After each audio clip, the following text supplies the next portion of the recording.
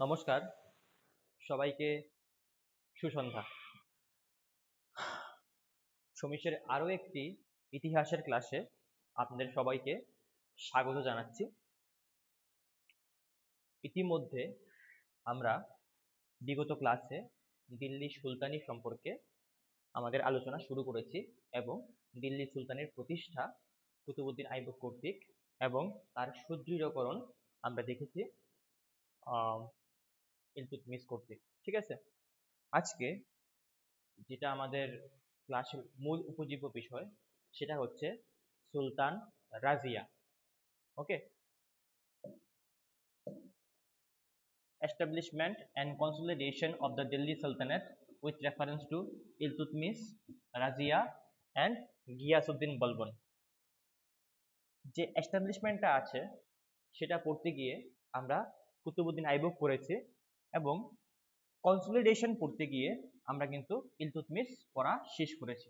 তাহলে আজকে আমরা রাজিয়া থেকে আমাদের যে ক্লাস আছে সেটা শুরু করছি এবং এই রাজিয়া ছিলেন ইলতুৎমিশের কিন্তু উত্তরাধিকারী। ঠিক আছে, রাজিয়া যিনি একজন নারী ছিলেন এবং দিল্লির সুলতানের প্রথম এবং শেষ সুলতান ছিলেন, উনি কিন্তু ইলতুৎমিশের উত্তরাধিকারী ছিলেন। ঠিক আছে, তো রাজিয়াতে ঢোকার আগে কয়েকটা কথা আমি বলে যাই। ইলতুৎমিশ কিন্তু তার সিংহাসনের উত্তরাধিকারী হিসাবে রাজিয়াকেই মনোনীত করে গিয়েছিলেন, কিন্তু তা সত্ত্বেও ইলতুৎমিশের মৃত্যুর পর 1236 খ্রিস্টাব্দে আমরা দেখতে পাই যে তার ইলতুৎমিশের পর তার সিংহাসনে কিন্তু আরোহণ করছে তার পুত্র রুকনুদ্দিন ফিরোজ। যদিও পরবর্তীকালে তার একটা ক্ষণকালের শাসন আমরা দেখতে পেয়েছিলাম এবং সে কিন্তু সিংহাসনের একজন যোগ্য উত্তরাধিকারী ছিল না, যার ফলে কিছুদিনের মধ্যেই কিন্তু সে ক্ষমতাচ্যুত হয় এবং তার জায়গায় রাজিয়া সিংহাসনে অভিষিক্ত হন। ওকে, এবার আমরা ইন ডিটেলস একটা একটা করে যে রাজিয়ার কিভাবে সিংহাসন লাভ করেছেন, তার কি কি সমস্যা ছিল, তিনি সমস্যা থেকে উত্তরণ করতে পেরেছিলেন কি পারেননি, তার সাফল্য এবং তার ফেলিউর কি ছিল, সেগুলি নিয়ে আমরা এখন বিভিন্ন দিক আলোচনা করব ইন ডিটেলস।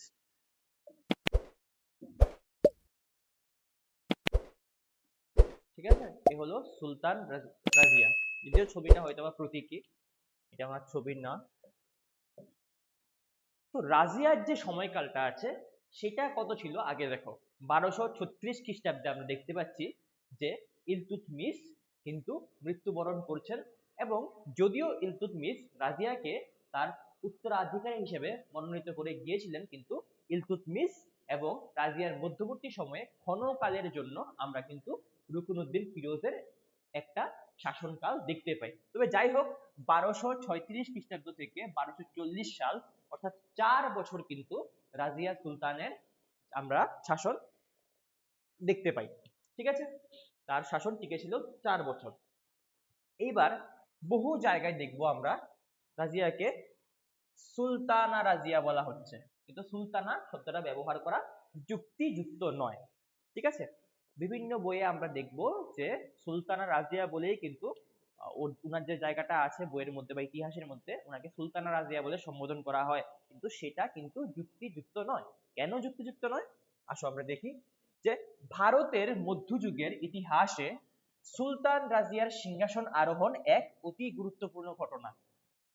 তৎকালীন সময়ে মধ্যযুগে নারী হওয়ার পরেও সিংহাসন লাভ এবং মুসলিম রাজবংশে সিংহাসন লাভ একটা নারীর পক্ষে সেটা কিন্তু একটা অভূতপূর্ব ঘটনা।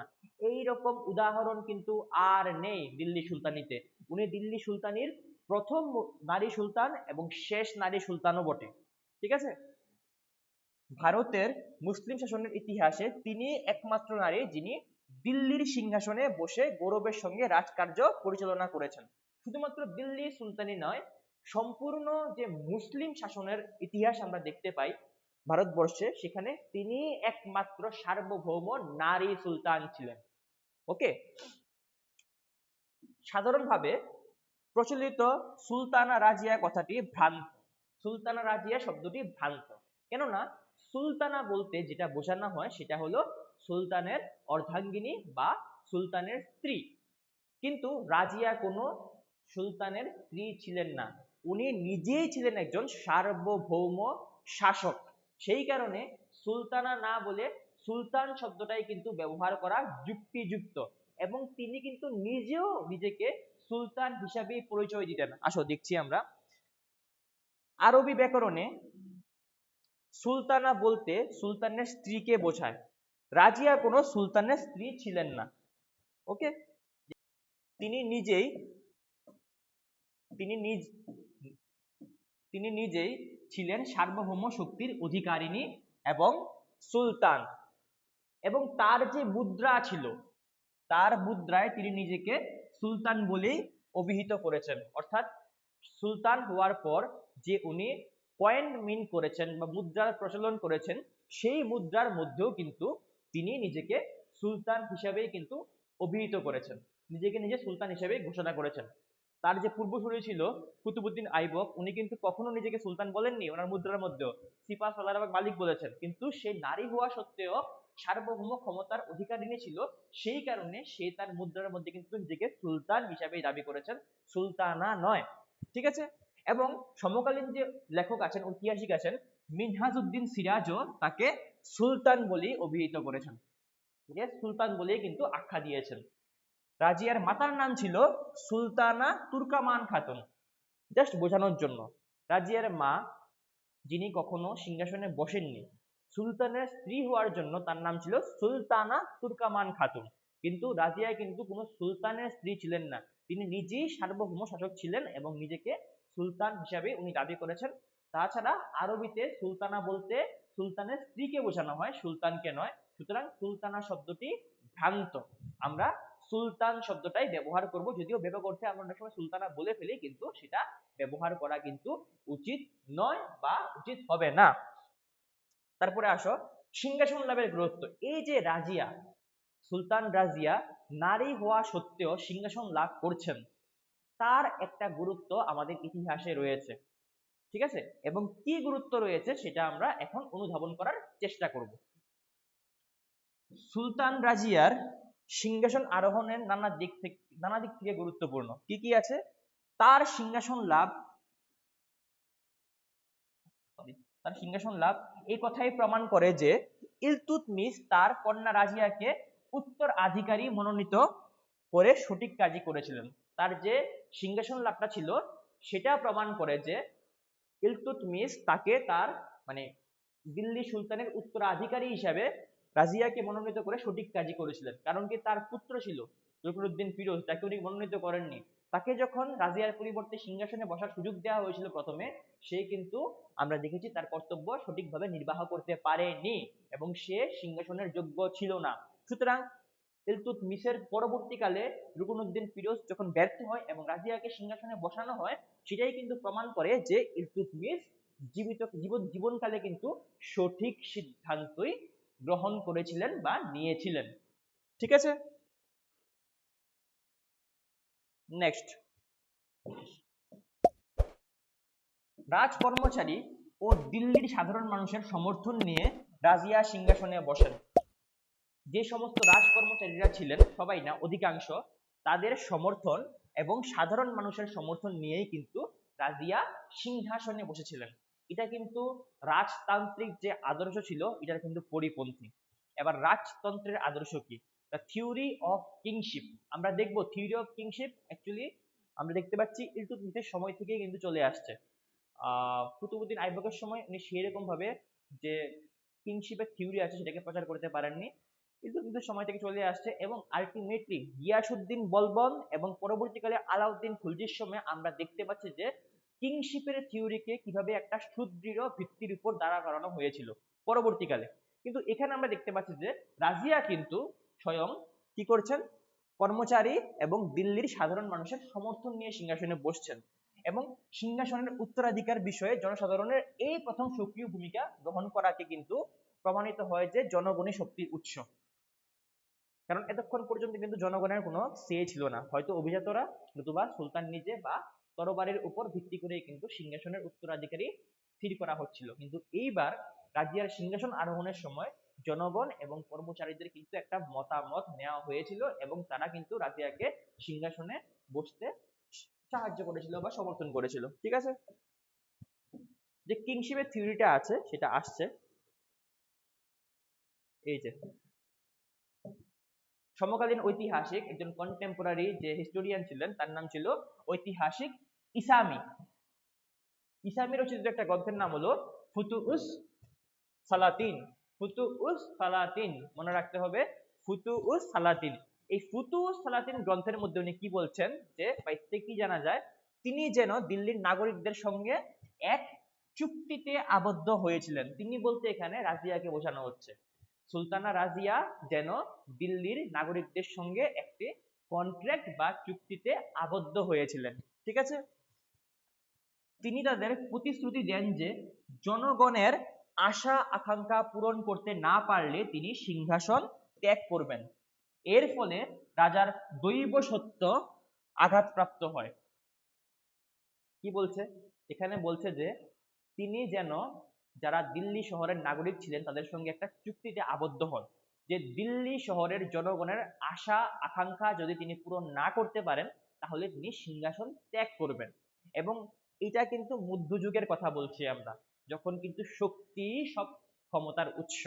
এটা কিন্তু গণতন্ত্র ছিল না, যে এখনো গণতন্ত্রের মধ্যেও আমরা ভোট দিয়ে কাউকে যদি জয়ী করি, সে আমাদের আশা আকাঙ্ক্ষা পূরণ না করলেও কিন্তু সে পদত্যাগ করে না, সে এই পার্টি ওই পার্টির সঙ্গে কিন্তু যোগ সাজস করে কিন্তু তার যে রাজনীতির ব্যবসা আছে চালিয়ে যায়। সব ক্ষেত্রে না, কোনো কোনো ক্ষেত্রে। ঠিক আছে, কিন্তু এই যে জায়গাটা ছিল এখানে কিন্তু আমরা দেখতে পাচ্ছি যে সুলতান রাজিয়া কিন্তু কি করছেন, উনি কিন্তু চুক্তিতে আবদ্ধ হচ্ছেন দিল্লির জনগণের সঙ্গে, এক প্রকার চুক্তিতে আবদ্ধ হচ্ছেন এবং বলছেন যে যদি উনি যদি উনি তাদের আশা আকাঙ্ক্ষা পূরণ করতে অসমর্থ হন তাহলে উনি সিংহাসন ত্যাগ করবেন এবং এর ফলে কিন্তু দৈব সত্য আঘাতপ্রাপ্ত হয়। এবার থিওরি অফ কিংশিপের মধ্যে কিন্তু একটা দৈব সত্য ছিল, ডিভাইন কিংশিপ, অর্থাৎ দৈব সত্য, রাজার দৈব সত্য, সিংহাসনে আরোহণ করার জন্য একটা দৈব সত্যের প্রয়োজন হতো।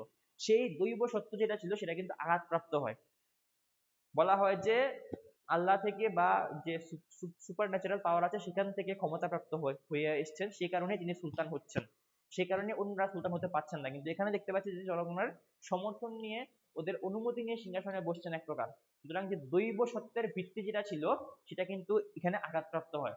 যদিও আমরা দেখবো সেটা পরবর্তীকালে মেরামত করে নেওয়া হয়েছে, বলবনের সময় একটা শক্তিশালী কিংশিপ থিওরি বসানো হচ্ছে, দৈব সত্য কি জিনিস তখন বুঝিয়ে দেওয়া হবে। পাইবোস, তারপরে আরো বিভিন্ন যে সিজদা ইত্যাদি রীতি প্রবর্তন করেছেন বলবন, যখন বলবন পড়বো তখন আমরা দেখবো। এবং সেই সঙ্গে আলাউদ্দিন খলজির সময়ও কিন্তু সেটাকে আরো সুদৃঢ় করা হয়েছিল যে কিংশিপের থিওরি। কিন্তু যাই হোক, এই মুহূর্তে রাজিয়ার সময় কিন্তু যে থিওরি অফ কিংশিপ ছিল, যার অংশ ছিল দৈব সত্যের তত্ত্ব, সেটা কিন্তু আঘাতপ্রাপ্ত হয়েছিল। ঠিক আছে, তাহলে এটাও কিন্তু একটা গুরুত্বপূর্ণ জিনিস। তারপর রাজিয়া ছিলেন মধ্যযুগের ভারতের ইতিহাসের প্রথম নারী শাসক বা শাসিকা। ঠিক আছে, প্রথম এবং শেষ। আমি জানি না আর কেউ আছে কিনা, আমি শুনিনি আর কেউ। এবং মুসলিম ভারতের ইতিহাসে কিন্তু উনি একমাত্র সার্বভৌম, সার্বভৌম শব্দটা উচ্চারণ করছি, একমাত্র সার্বভৌম শাসক ছিলেন। ঠিক আছে, যদিও আমরা পরবর্তীকালে অনেক সময় পেটিকোট গভর্নমেন্ট বা পর্দার আড়াল থেকে আমরা দেখেছি রাজত্ব করতে অনেককে, মুঘল আমলেও দেখেছি, কিন্তু সেগুলি পর্দার আড়াল থেকে ছিল, কাউকে সামনে রেখে পেছন থেকে ছিল, কিন্তু উনি সরাসরি নিজে ক্ষমতার অধিকারী নেই। ঠিক আছে, সেজন্য ইম্পর্টেন্ট। এরপরে তার সিংহাসন আরোহণের প্রমাণ করে যে কারো সিংহাসনে আরোহণের ব্যাপারে উলেমাদের কোনো মত প্রকাশ করার অবকাশ নেই। উলেমা কারা? ইসলামের মধ্যে যারা ধর্মীয় বিধান দিয়ে থাকতেন, যারা ইসলামীয় আইন কি হবে, কিরকম হবে এবং ইসলামীয় আইন কি বলছে সেটা নিয়ে চর্চা করতেন, তাদেরকে কিন্তু একটা কড়া জবাব দেওয়া হয়েছিল যে সিংহাসনের উত্তরাধিকারী কে হবেন সেটা নিয়ে উলেমাদের বা ধর্মীয় যারা গুরু আছেন, শ্রেণী আছেন দিল্লি সুলতানের মধ্যে, তাদের কোনো মতামত থাকতে পারে না। ডিসাইড হবে রাজ পরিবার, আগের সুলতান যাকে মনোনয়ন দিয়ে গেছেন সেটার ভিত্তিতে, শক্তির ভিত্তিতে, কিংবা জনসাধারণের ভিত্তিতে, জনসাধারণের সমর্থনের ভিত্তিতে, যেটা আমরা কিন্তু দেখতে পাচ্ছি এই মুহূর্তে। তারপর ইতিপূর্বে দিল্লির কর্তৃত্ব গ্রহণের ব্যাপারে প্রাদেশিক শাসনকর্তাদের একটি গুরুত্বপূর্ণ ভূমিকা ছিল। এতদিন পর্যন্ত আমরা দেখতে পাচ্ছি যে দিল্লির সিংহাসনে কে বসবেন সেটার ব্যাপারে দিল্লি সুলতানের যারা বিভিন্ন প্রদেশের শাসনকর্তা ছিলেন তাদের একটা গুরুত্বপূর্ণ ভূমিকা কিন্তু ছিল। রাজিয়ার সিংহাসন লাভ এই ধারণার মূলে কুঠারাঘাত করেছিল। রাজিয়ার যে সিংহাসন লাভ এটা কিন্তু এই ধারণার একদম যে ভিত্তি ছিল বা সেটার মূল ছিল সেখানে কিন্তু আঘাত দিয়েছিল। ঠিক আছে।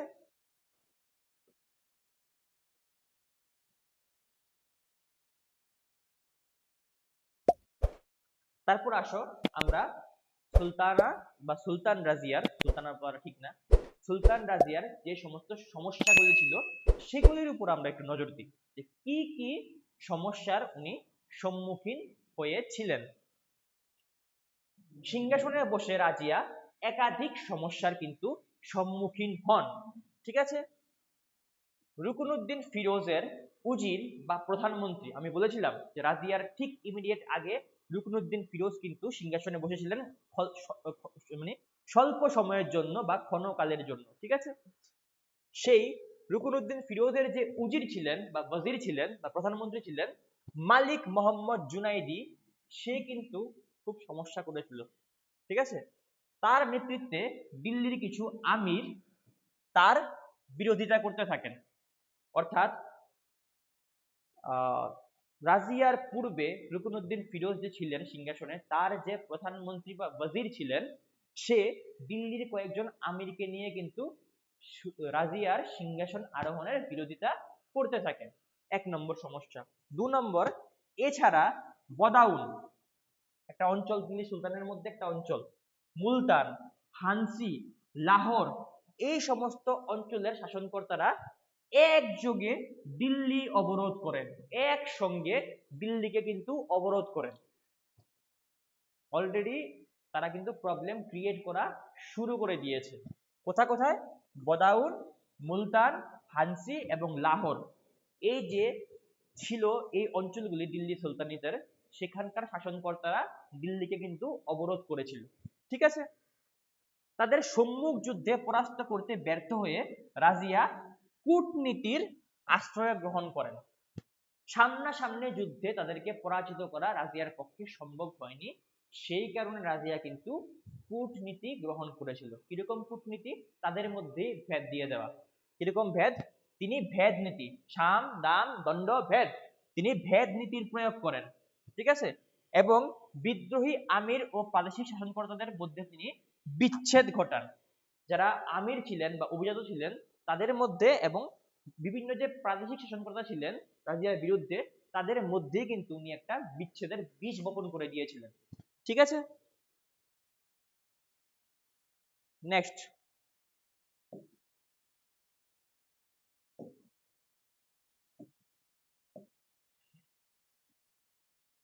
মালিক মোহাম্মদ সালারি, মালিক কবির খান, মালিক ইজুদ্দিনকে তিনি নিজ দলভুক্ত করেন। এরা ছিল সবাই রাজিয়ার বিপক্ষে, কিন্তু এদের সবাইকে কিন্তু উনি নিজের দলভুক্ত করেছিলেন। এবং বিরোধী চক্রের যে প্রধান ছিল, কে ছিল বিরোধী চক্রের প্রধান? আমি বলেছি বারবার যে প্রাক্তন ওয়াজির মালিক মোহাম্মদ জুনেদি পলাতক অবস্থায় নিহত হন। এবং এই ক্ষেত্রে এভাবে কিন্তু উনি একটা সাময়িক কিন্তু উনি একটা সাফল্য লাভ করেছিলেন। সিংহাসনে বসার সঙ্গে সঙ্গে যে সমস্ত সমস্যাগুলি উনার সামনে ছিল সেগুলি কিন্তু উনি ভেদ নীতির মাধ্যমে মোটামুটি ভাবে ট্যাকেল করতে সমর্থ হয়েছিলেন, বা সেগুলি সমাধান করতে বা সেগুলি থেকে নিষ্কৃতি লাভ করতে কিন্তু উনি পেরেছিলেন। অর্থাৎ উনার বিরুদ্ধে যে বিদ্রোহী গোষ্ঠী ছিল ওদের মধ্যে ভেদ সৃষ্টি করে কিছু কিছু মানুষকে নিজের পক্ষে এনে বাকিদের মধ্যে কিন্তু উনি একটা ঝগড়াঝাটি লাগিয়ে উনি মালিক মোহাম্মদ জুনেইদি, যিনি রুকনুদ্দিন ফিরোজের ওয়াজির ছিলেন, প্রাক্তন ওয়াজির ছিলেন, ওনাকে কিন্তু পলাতক অবস্থায় মারতে পেরেছিলেন। যাই হোক, ঠিক আছে। তো এই হলো মোটামুটি রাজিয়ার কিভাবে সিংহাসন আরোহণ করেছেন সেটা আমরা দেখেছি। তারপর আমরা দেখলাম সিংহাসন আরোহণের গুরুত্ব, এবং সেই সঙ্গে আমরা ইনিশিয়াল ফেজে বা প্রাথমিক পর্যায়ে রাজিয়ার সামনে যে সমস্ত সমস্যাগুলি ছিল সেগুলি দেখলাম, এবং কিভাবে তিনি সাময়িকভাবে সেই সমস্যাগুলিকে সমাধান করেছিলেন সেটাও আমরা দেখেছি। পরবর্তী ক্লাসে আমরা বাকি অংশটুকু আলোচনা করব। আশা করি আপনারা পাশে থাকবেন।